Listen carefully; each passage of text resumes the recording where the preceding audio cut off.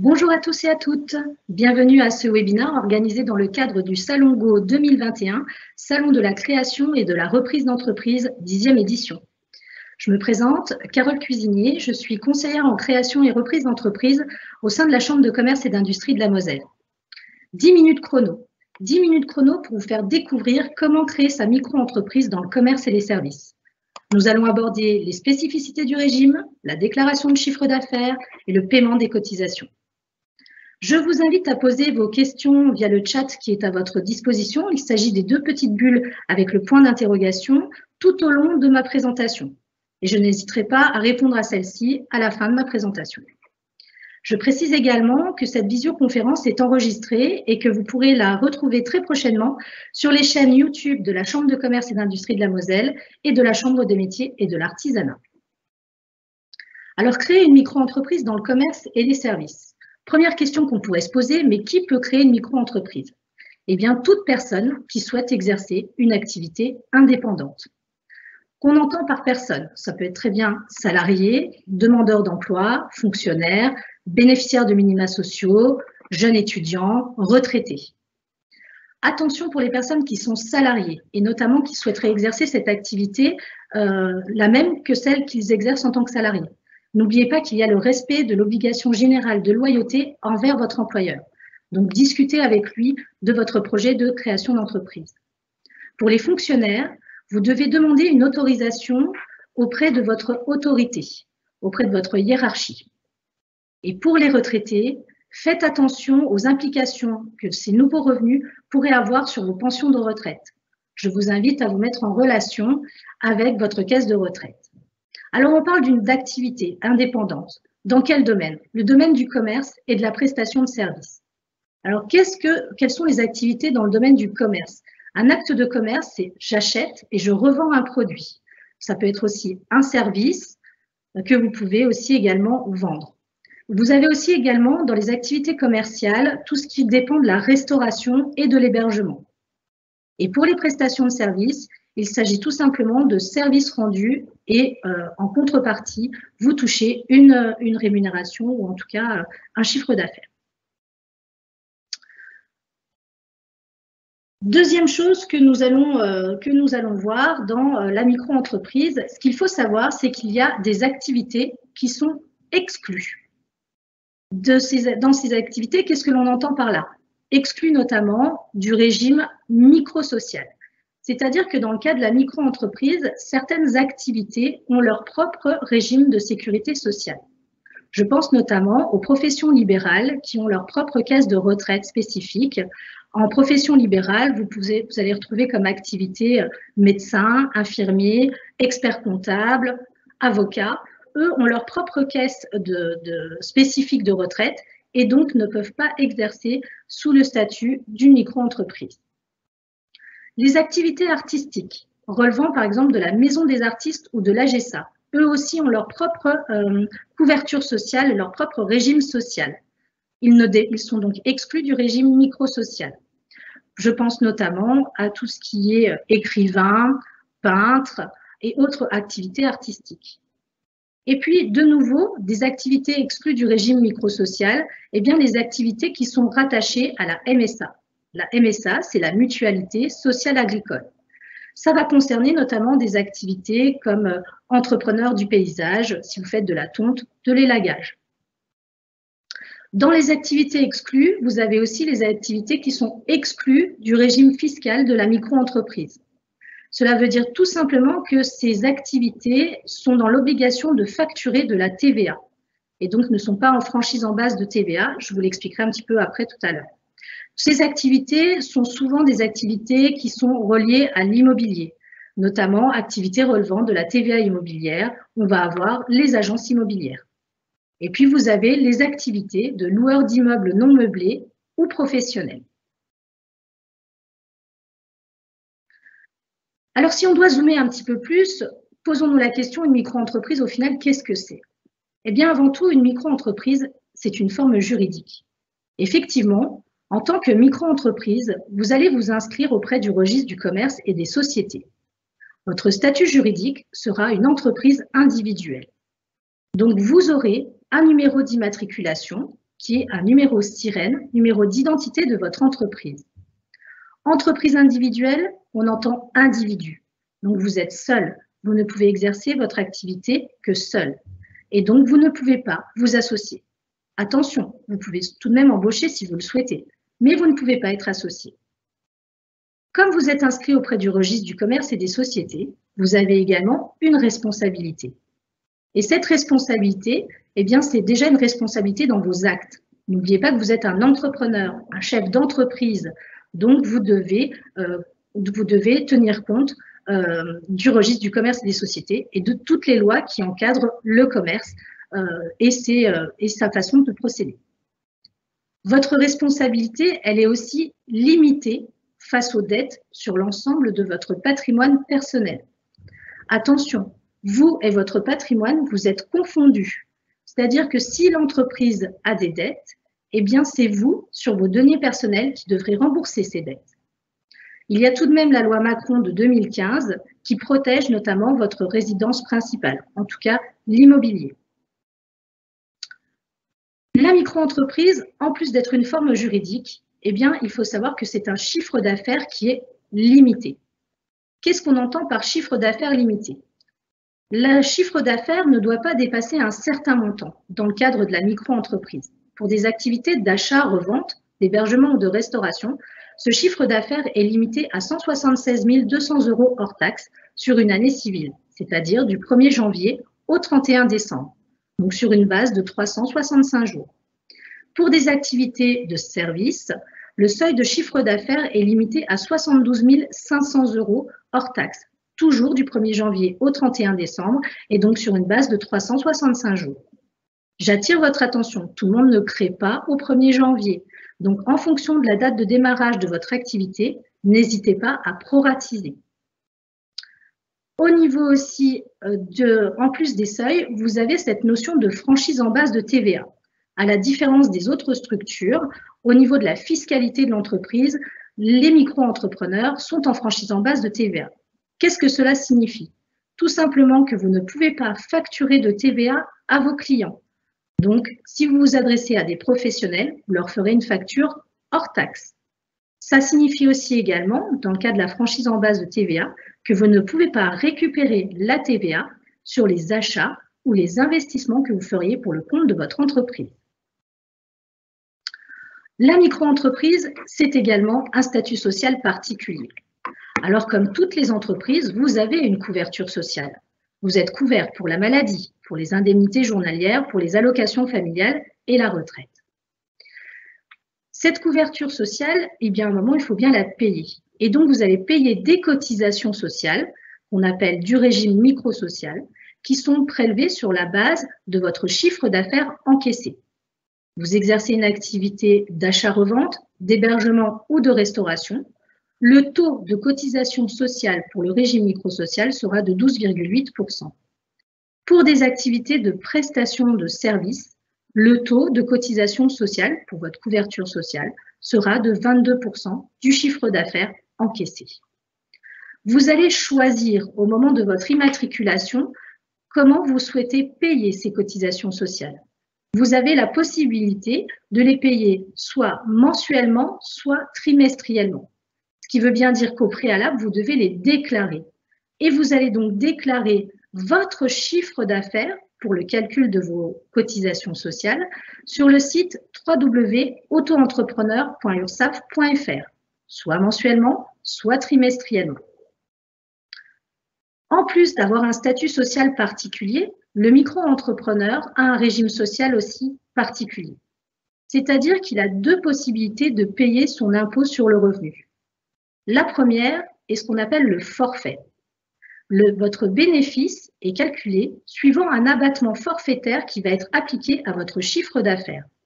Dans le cas d'une activité de commerce, l'abattement sera de 71% de votre chiffre d'affaires.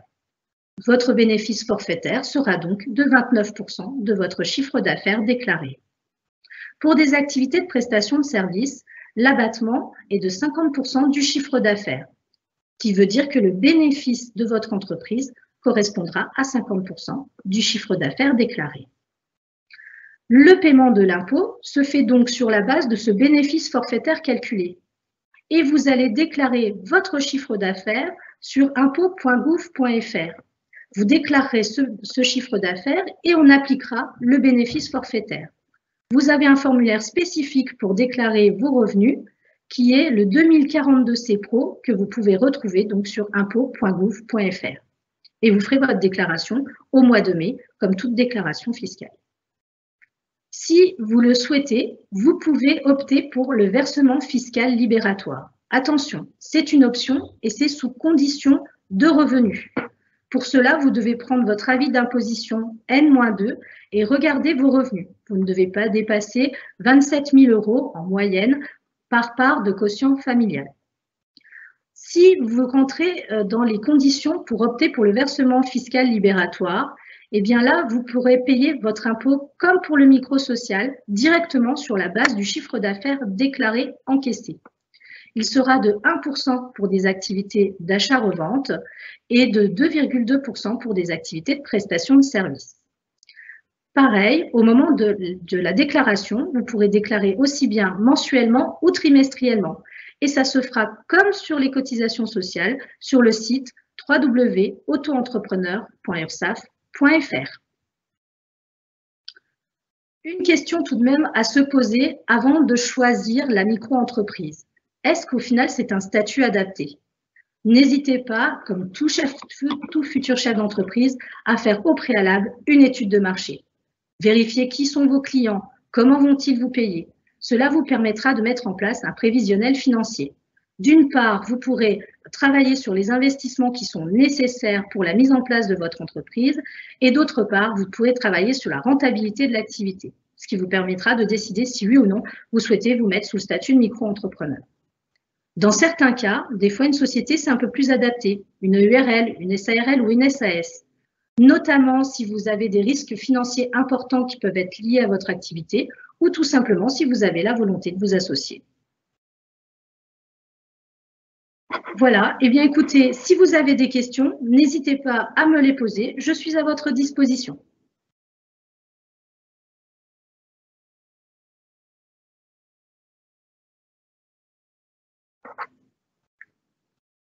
Eh bien écoutez, s'il n'y a pas de questions,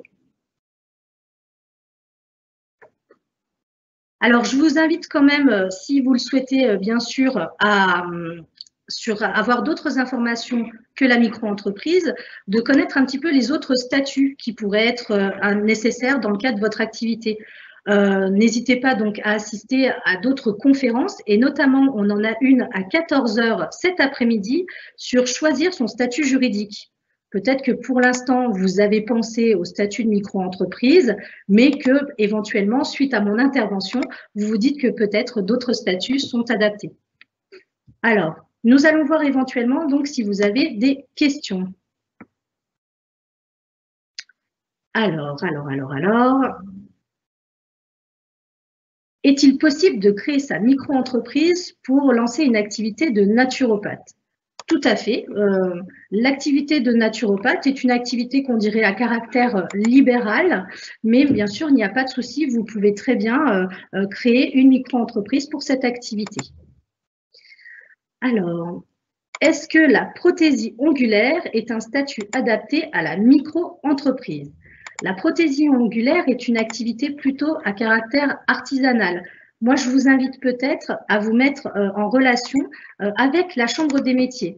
D'ailleurs, il me semble que prochainement, il va avoir un 10 minutes chrono justement pour tout ce qui est activité dans le domaine de l'artisanat. On a une question également sur quelle est la meilleure solution pour le paiement de l'impôt? Alors là, c'est toute une réflexion en fait à se faire. Effectivement, soit, comme je vous l'ai dit, vous pouvez très bien passer par le forfait et donc faire votre déclaration d'impôt au mois de mai et déclarer en fait votre chiffre d'affaires et un abattement et un bénéfice forfaitaire sera calculé pour le paiement de l'impôt. Ou alors, vous rentrez dans les conditions pour le versement fiscal libératoire. Et là, à ce moment-là, ça peut être intéressant pour vous d'opter et de payer votre impôt directement sur la base du chiffre d'affaires encaissé déclaré. Peut-on bénéficier du statut micro-entrepreneur micro-social en choisissant l'EIRL? Alors, vous êtes dans le cas à ce moment-là de l'AERL. Vous pouvez très bien être micro-entrepreneur, auto-entrepreneur à responsabilité limitée.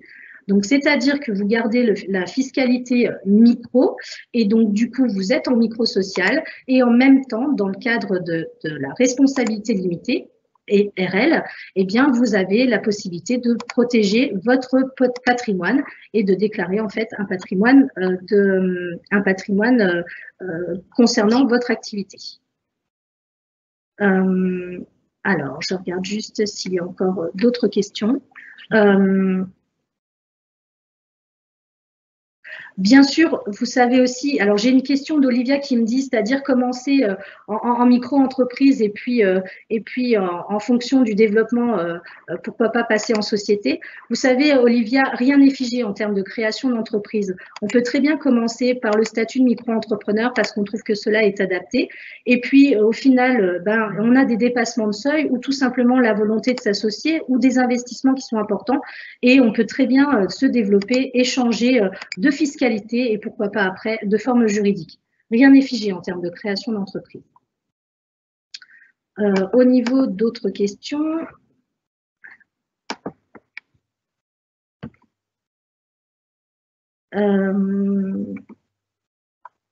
qu'est-ce que je vois?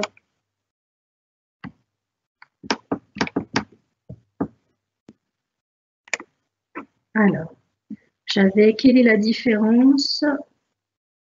Qui m'a posé cette question-là? Quelle est la définition du chiffre d'affaires? Qu'est-ce qu'on entend par chiffre d'affaires? Très bonne question, Anonymous, qui nous pose cette question-là. Eh bien, le chiffre d'affaires, qu'est-ce que c'est? C'est la totalité de vos ventes, c'est-à-dire de l'ensemble des ventes que vous allez encaisser. C'est ce qui va se retrouver au final sur votre compte. On ne parle pas ici de la marge, mais bien de la totalité des sommes que vous allez encaisser dans le cadre d'une activité de vente. Et pour les prestations de services, eh bien, c'est tout simplement l'ensemble des services que vous allez rendre. Votre client va vous payer et donc là, il s'agit à ce moment-là de votre chiffre d'affaires.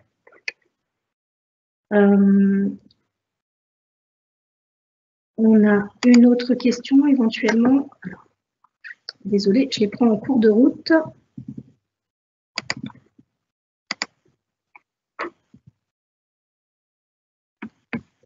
Alors, en ce qui concerne ma présentation, on me demande où est-ce qu'on peut recevoir donc cette présentation.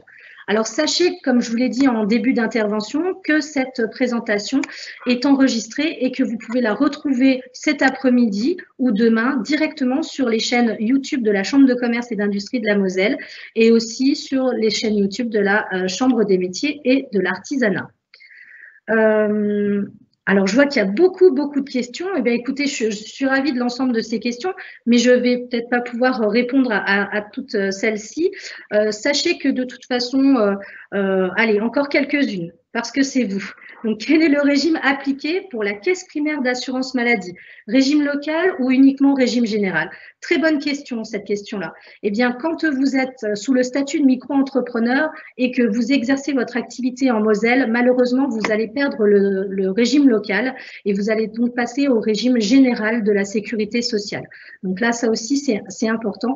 Pour les personnes qui sont donc dites travailleurs non salariés, c'est le cas du micro-entrepreneur, vous perdez donc le régime local et vous passez au régime général de sécurité sociale. Alors, l'histoire de l'abattement, comment cela est calculé?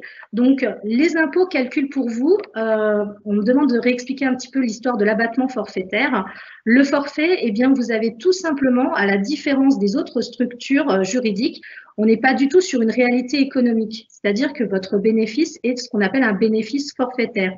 Il est calculé suivant un abattement qui a été mis en place par le Centre des impôts et qui précise la chose suivante. Pour des activités de commerce, les impôts considèrent que 71% de votre chiffre d'affaires, ce sont vos charges. Et donc, du coup, les 29% restants, eh bien, c'est votre bénéfice. Pareil pour des activités de service, les impôts considèrent que 50% de votre chiffre d'affaires, ce sont les charges qui sont liées à votre activité. On n'est pas du tout dans une réalité économique, mais cependant, eh bien, pour eux, 50% de votre chiffre d'affaires correspondra au bénéfice. Voilà, voilà. Eh bien, écoutez, je vous remercie pour. Je ne peux malheureusement pas répondre à l'ensemble de vos questions, mais je vous invite à nous retrouver bien, le 19 novembre en présentiel pour pouvoir encore éventuellement échanger, pourquoi pas, sur la thématique de la micro-entreprise. Vous nous retrouvez le 19 novembre en présentiel de 9 h à 17 h dans les locaux de la Chambre des métiers et de l'artisanat au 5 boulevard de la Défense. Et puis, de toute façon, n'hésitez pas à regarder de nouveau cette vidéo en boucle sur les chaînes YouTube de la Chambre de commerce. Nous sommes là pour vous accompagner dans vos projets de création. Venez nombreux le 19 novembre, on vous attend et on sera là pour vous accompagner dans votre projet. Et puis moi, il me reste à vous souhaiter une excellente continuité dans votre projet et un très bon salon. À bientôt. Au revoir.